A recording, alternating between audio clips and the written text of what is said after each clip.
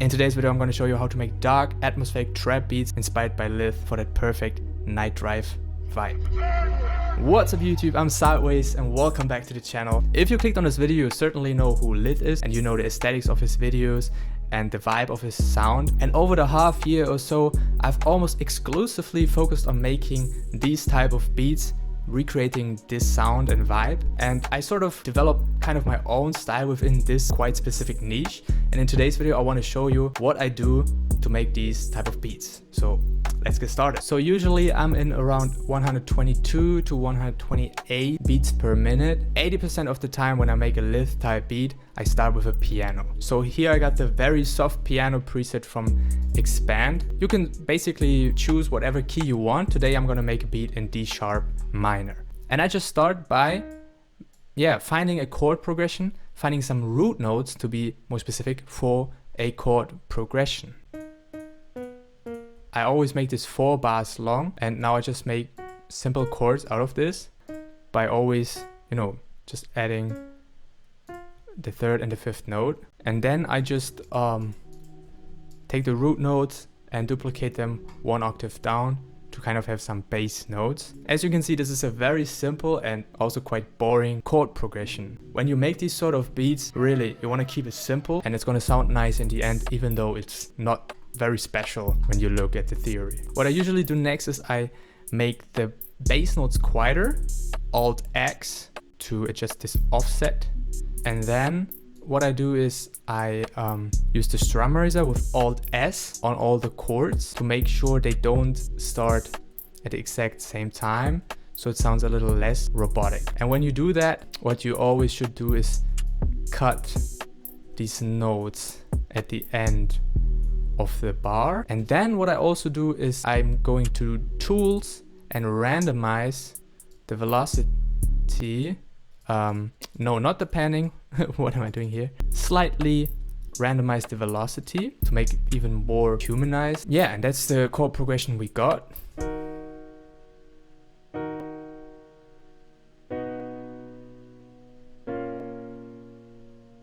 It really is the most simplest shit ever. But then what I do is I put it up 1 octave. And as I said, it's always 4 bars, right? So what I do now is I put the pattern into the playlist and then I click render and replace, right? I do this and now I got it as a wave form in the playlist. I cut it off here, so it's exactly 4 bars. Then what I usually do is I edit it in Edison. I open it in audio editor.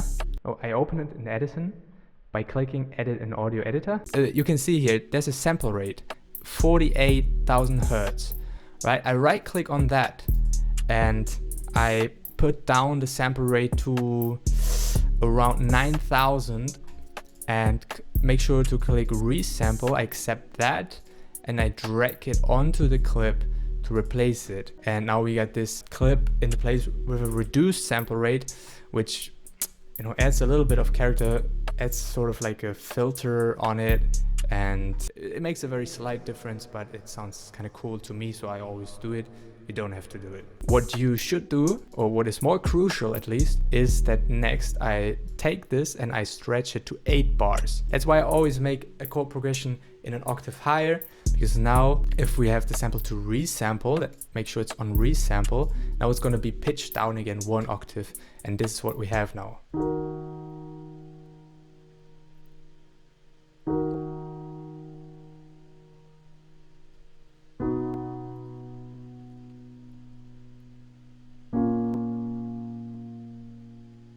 And what it does, pitching the sample down by stretching it versus making an 8-bar loop in this octave right away, is that this way it sounds a little, it just has more character and it sounds a little more distant, a little more vibey, a little darker. Then I add it into the mixer channel, Control L to do that, and I put this onto my melody bus that I always have, and on that there's a cut of the low frequencies, so later on the sample won't clash with the 808 and the kick. So now that we got it in here, it sounds like this, right? The bass notes are almost gone. and we're only gonna put them back in certain sections of the beat. Now I almost always add some RC20 to, well, give it this kind of vinyl vibe. Then I add some reverb.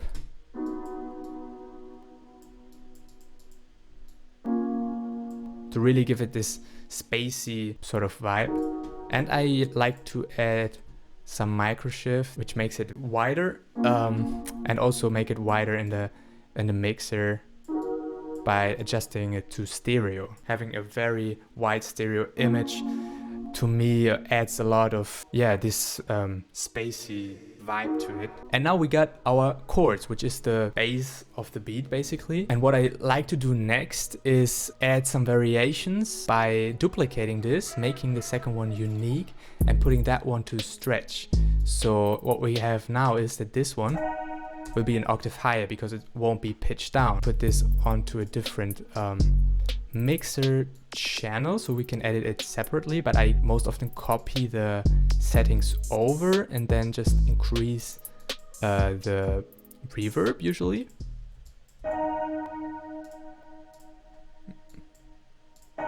Maybe add some different settings to the RC20, and I also like to stretch it back, so it's sometimes I leave it, sometimes I stretch it back, depending on how it sounds.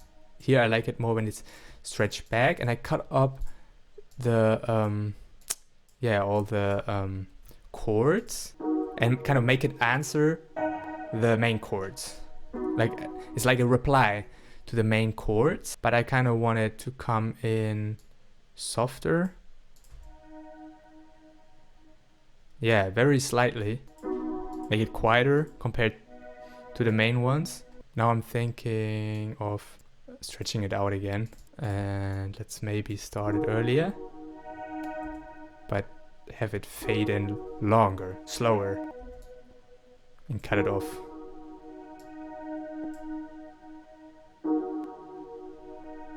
Right. And then maybe add some more effects. I think a portal could be cool on this. The crystalline ascent is one of my favorite presets in Portal. And I already like this sound, so I'm not gonna do too much to it. But I'm decreasing the amount of how much of the effect we wanna have, right? Make it more dry. I'm thinking of changing the reverb here to a super massive. And yeah, put some more reverb again to make it more distant and quieter, like that. Yeah. All right, so we got the chords and a little variation of it, which is already nice. And then I really like to add some vocals, and I just use the stock vocals from FL Studio, to be honest. They are not the best, but I add a lot of effects to it anyway, so it does the job, right? It gets the job done. I think that's how the saying goes. So I add this to a mixer channel, Control L again, and then I just add a auto-tune on the key that I'm using, actually, and then I'm adjusting the pitch. Kind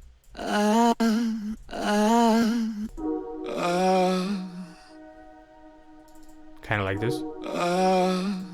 I'm adding a whole bunch of effects to it, usually starting with a EQ, low pad. This takes off the high frequencies and makes it a little more muffled, right? More in the background. Then I usually add a reverb.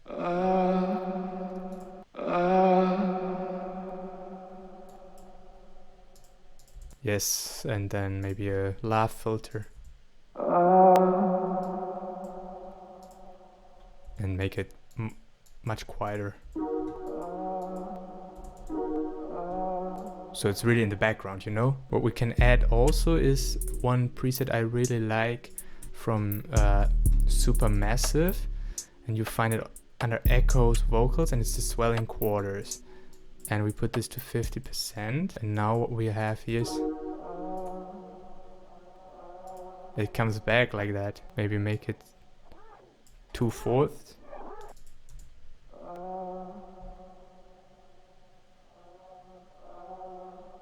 Like that. Yeah, I really like that. What was this voice? This voice crack, what the fuck? But then I feel like if I'm not playing these two elements, because we want to, you know, not play the same elements all the time in the beat, then we only have this, and it's a little bit empty. So what I want to add is like sort of a drone or something similar, something that can play just to fill up the void a little bit. I'm going to use the flute pad here.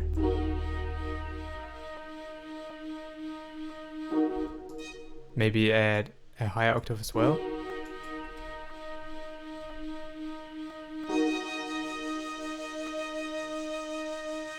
Maybe since there's no D sharp in the last chord, we can add a variation here and go up to an F or down to a C sharp or A sharp.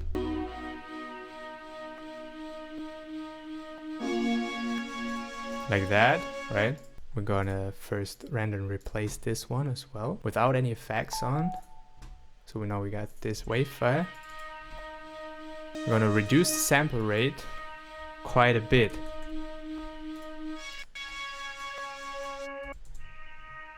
Now we got this old sounding sample. We're gonna put this one into a mixer track and we're gonna add a low pass and a lot of reverb.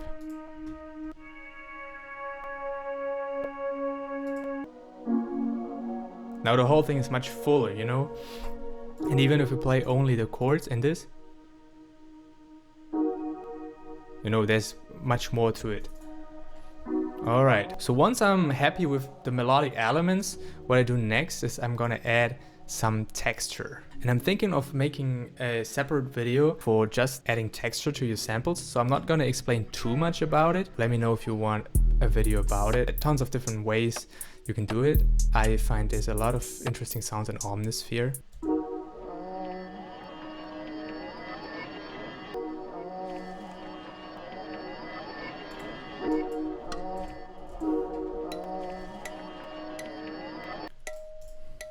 And then we're adding a whole bunch of effects to that as well. Generally, we're using a lot of effects in these type of beats. Alright, so now that I also have some texture added to the sample, it's basically time to make the drums. So we're adding a new pattern and we're gonna, start selecting some drum sounds. I really like to work with some rim shots. This one is pretty decent. Then I'm also adding another snare that is a little harder. Man, I really cannot speak English today, what the fuck.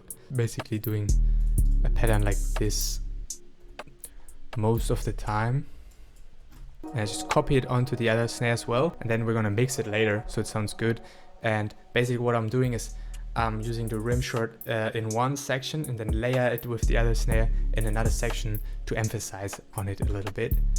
And then we're good to start with the hi-hats. And if you make trap beats, you probably are used to making these sort of two-step hi-hats and use a lot of hi-hats and hi-hat rolls. What we want to do in these type of beats is really leave a lot of space, and I really like to use different pitches as well, not keep it on one note. And play with the velocity a lot too.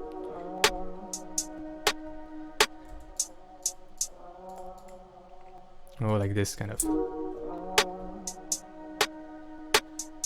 You can add a few rolls here and there.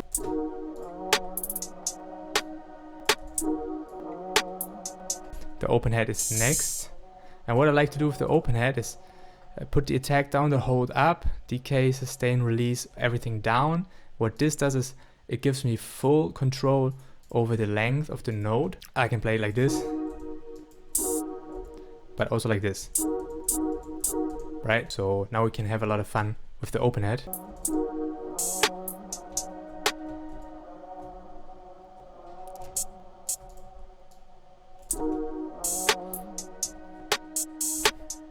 Then we need an 808, right? And here is the same rule, leave a lot of space. Goes.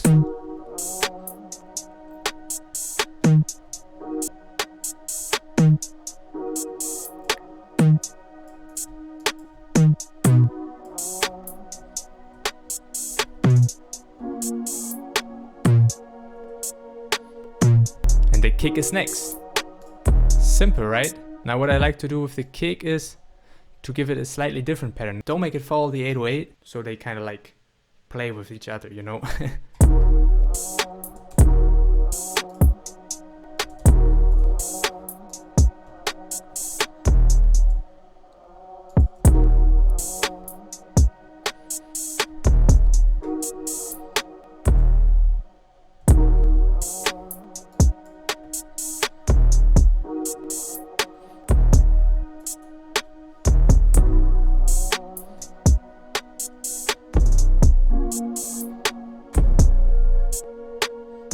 So the next step then would be to mix the beat. Well, and there we go. Now it's time to arrange. We have a hook here, the kick and the second snare only in the second part of that hook, right? 8 bars like this, 8 bars like this. Copy it over, right? Then I start the rim only after 4 bars of a gap and the hi-hat after 2, no open hat. Leave this like that. Then I have a sort of bridge or pre-chorus and the same thing over again.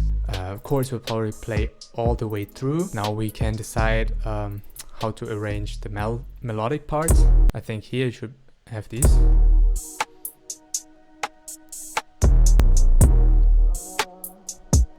And then the part starts like this. Now for the intro, I think I will leave out those. Oh shit, leave out those. But have them in the bridge. There we go. Now we need to arrange the textures. Then the last few things I do is I create a fade out in the end. I know it's boring, but I usually end my beats like that.